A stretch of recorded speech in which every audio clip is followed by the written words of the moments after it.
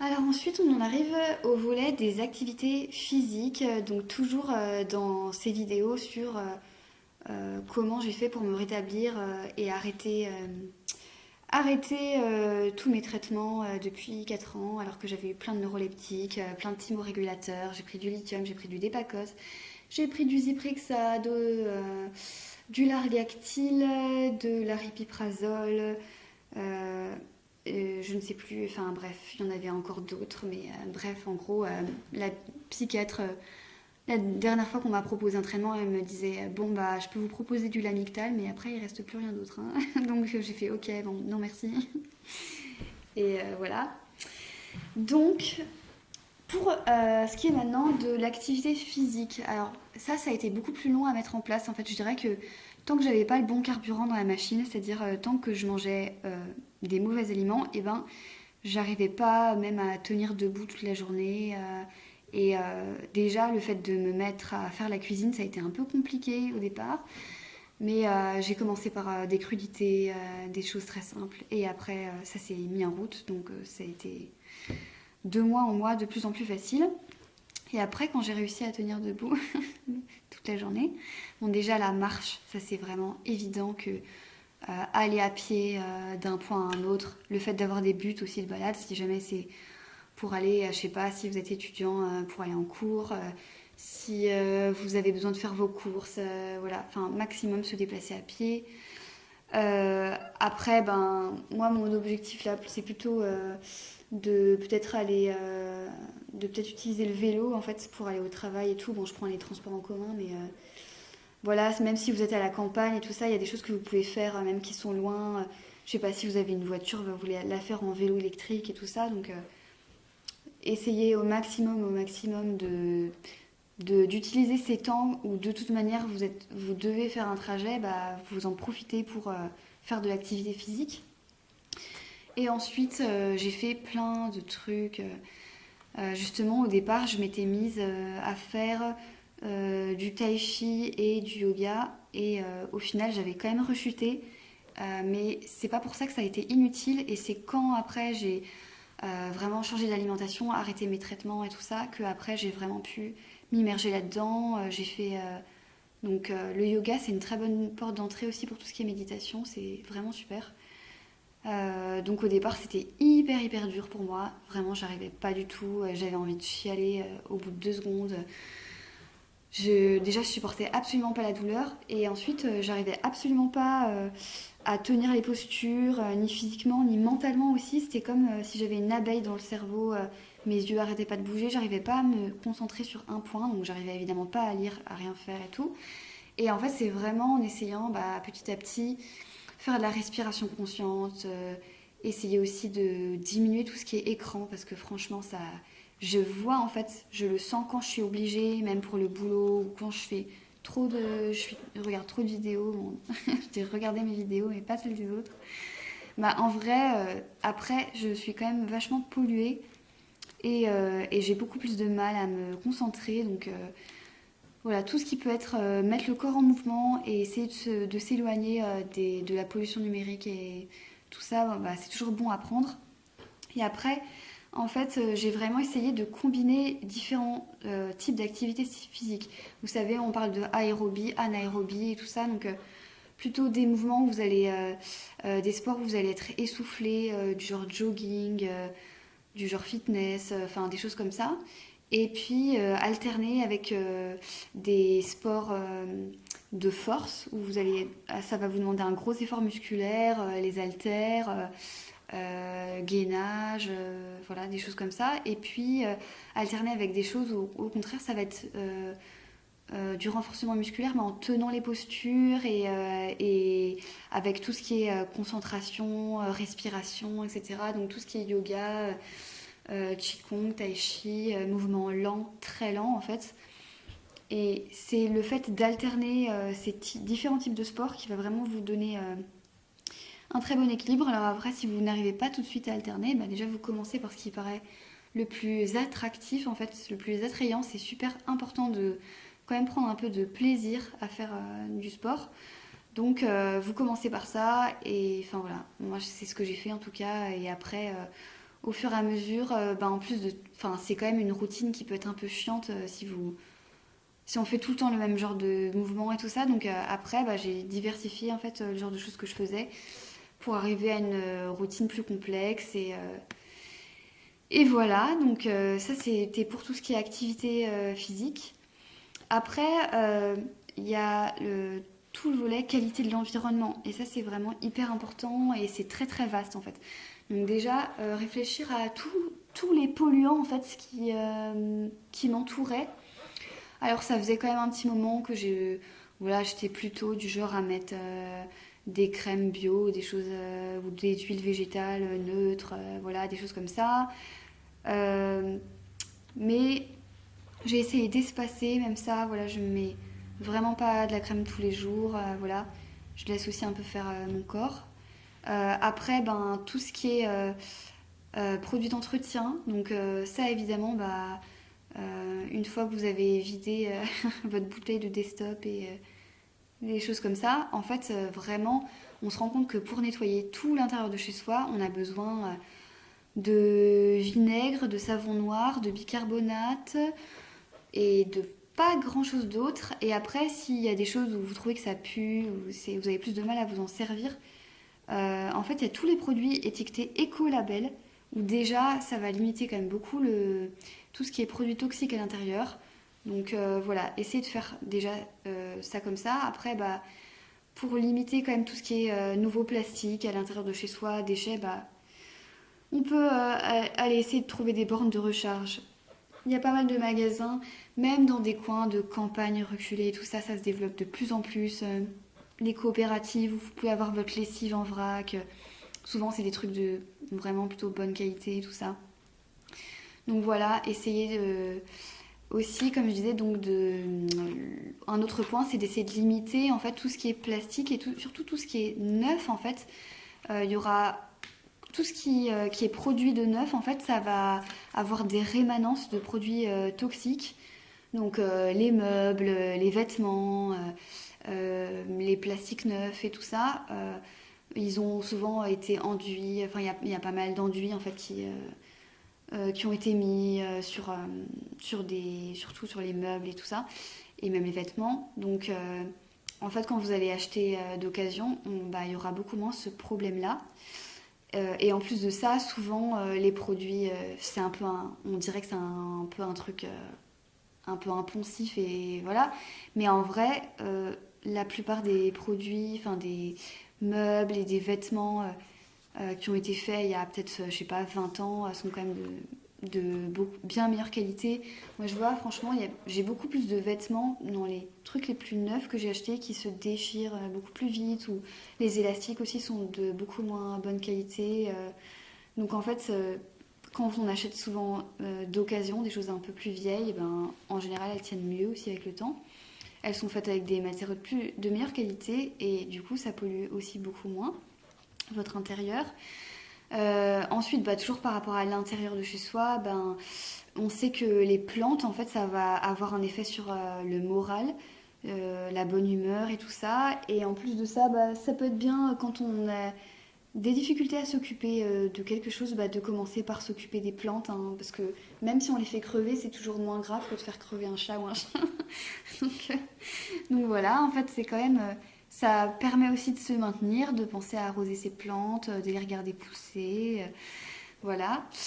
Et après, on peut aussi changer la qualité de l'air à l'extérieur en faisant différentes actions. Si vous habitez dans une ville, quelle que soit la taille, par exemple, il y a de plus en plus d'associations qui proposent des jardins partagés ou de végétaliser sa ville, même son immeuble.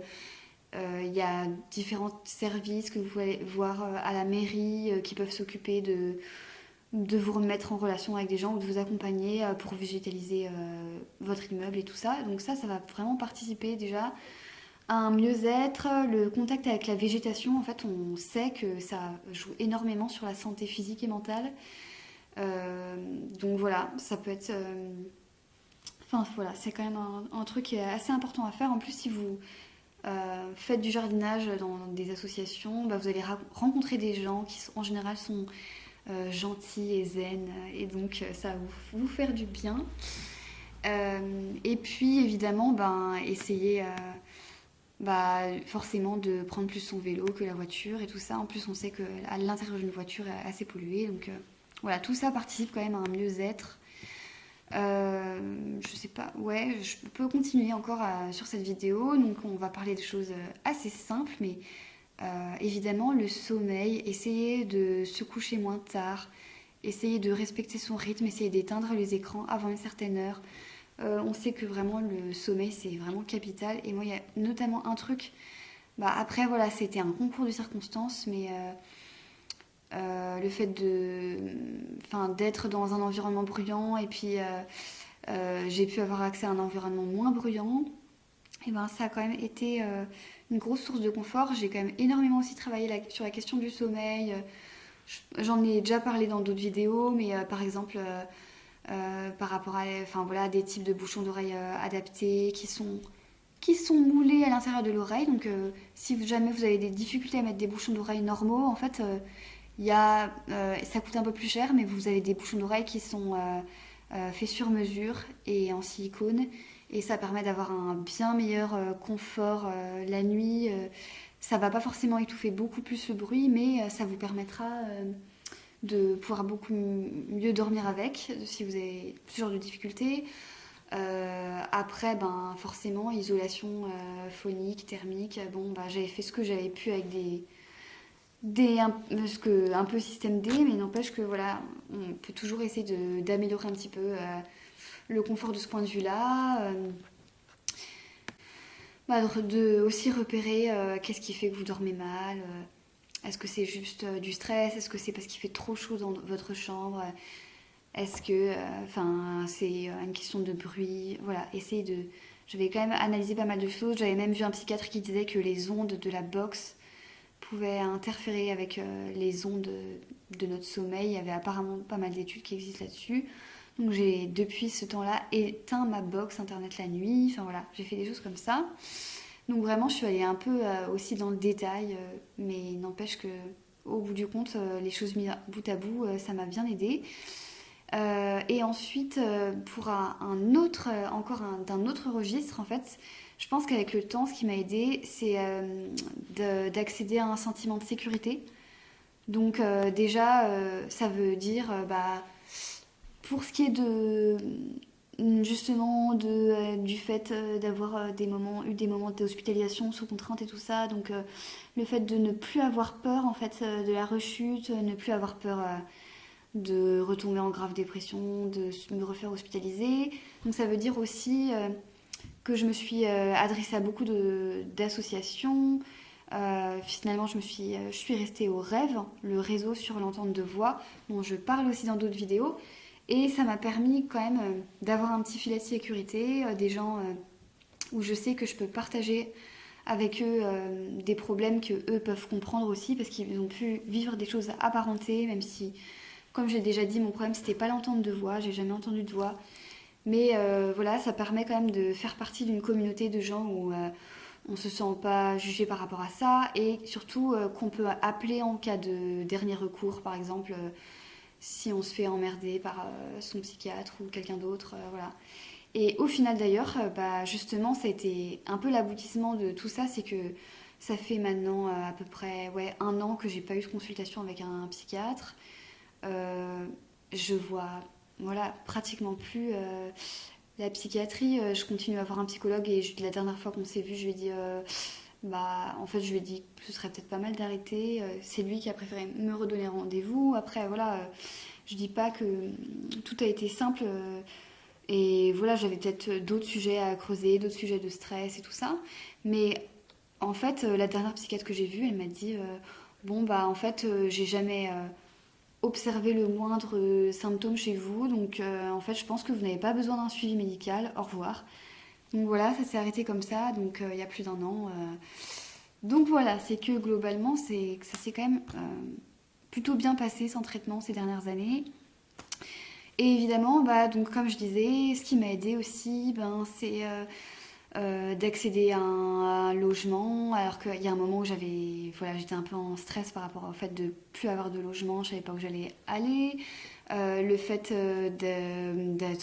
d'avoir un travail stable, un réseau amical, voilà, il y a pas mal de choses comme ça qui m'ont aidé en fait à me stabiliser et c'est super important. Et le fait voilà, que aussi je voyais les progrès que je faisais, le fait que ça donne du courage, ça donne de l'espoir, voilà, des choses comme ça. Aussi tout ce qui est écriture, voilà, j'avais tenu un journal intime pendant un moment, ça m'a bien aidé à remettre toutes mes idées en place.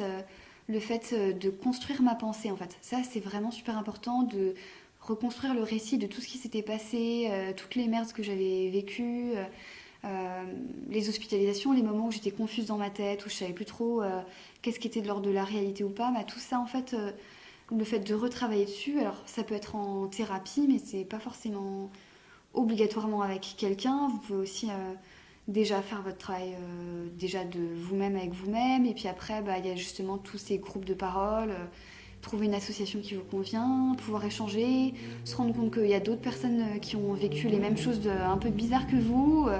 Déjà, on se dit ah ouais, je suis pas toute seule en fait à avoir pensé tel ou tel truc. Et après, quand j'ai été mieux, bah, je me suis rendu compte que j'avais des amis en fait qui ont jamais eu le moindre diagnostic psy et qui avaient aussi parfois eu des choses un peu étranges qui leur étaient passées par la tête et en fait que en fait ça faisait juste partie de l'espèce humaine d'être un peu bizarre parfois. Et voilà, enfin ça m'a aidé à prendre beaucoup de recul et puis le fait de me sentir compétente dans mon travail aussi, le fait d'avoir des réussites universitaires, des concours, tout ça, enfin voilà, ça m'a bien construit et je pense que quand on trouve un domaine où on se sent, c'est pas forcément une question d'exceller en fait, mais juste un peu dans son élément en fait, bah ça aide énormément, c'est un grand ressort du rétablissement. Et progressivement, en fait, plus on va mieux, plus on rencontre aussi des gens qui sont favorables au fait qu'on aille mieux. Et plus on écarte les personnes, ou plutôt, je dirais pas forcément que les personnes, mais les comportements de personnes qui, du coup, bah, sont un petit peu peut-être désarçonnées par rapport à votre état, ou tout simplement vont peut-être profiter de votre faiblesse. Et c'est pas pour ça qu'elles sont forcément sadiques ou autres, mais c'est juste une question de bah, que quand on est bien, en fait, on est plus fort et on n'est pas en situation d'être dominé. Les gens ne chercheront pas à avoir avantage sur vous. Donc forcément, on attire aussi des meilleurs comportements, plus respectueux et puis après aussi plus généreux au fur et à mesure qu'on trouve les bonnes personnes. Donc voilà, en fait, je pense que j'ai fait... Enfin, je sais pas si j'ai vraiment fait le tour, mais j'ai déjà parlé de pas mal de trucs. En tout cas, n'hésitez pas si vous avez des questions auxquelles je peux répondre. Ou si juste vous voulez échanger, partager votre expérience. Voilà, enfin, bah, il y a quand même maintenant de plus en plus de chaînes, de personnes qui commencent à être un peu crédibles parce que ça fait des années qu'elles ont arrêté leur traitement et là il y a de moins en moins de personnes qui peuvent leur dire ah attention, vous allez rechuter, ça va très mal se passer. Bon voilà, je pense que maintenant on est assez nombreux à prouver que on peut faire sans, qu'il n'y a pas forcément de modèle idéal, mais globalement bah, c'est quand même à tout point de vue mieux de vivre sans traitement pour à la fois pour des raisons de santé, parce que ça crée quand même énormément de problèmes de santé d'avoir des traitements, pour des questions environnementales aussi. Il y a les recommandations du Shift Project qui dont Jean-Marc Jancovici fait partie, mais il n'est pas le seul, qui ont pointé en fait toutes les émissions de gaz à effet de serre du secteur de la santé et notamment le principal poste c'est tout ce qui est médicaments. Donc voilà, il y a énormément de raisons qui font qu'il faut absolument réduire la médication. Même le centre expert, là, il y a une étude qui vient de s'y coller. J'avais également, en fait, j'avais écrit au réseau fondamental des centres experts cet été en leur disant justement que par rapport au rapport du Shift Project et à plein de données sur l'écologie et tout ça, ce serait peut-être pas mal de songer à faire des recherches plutôt dans la diminution de la médication.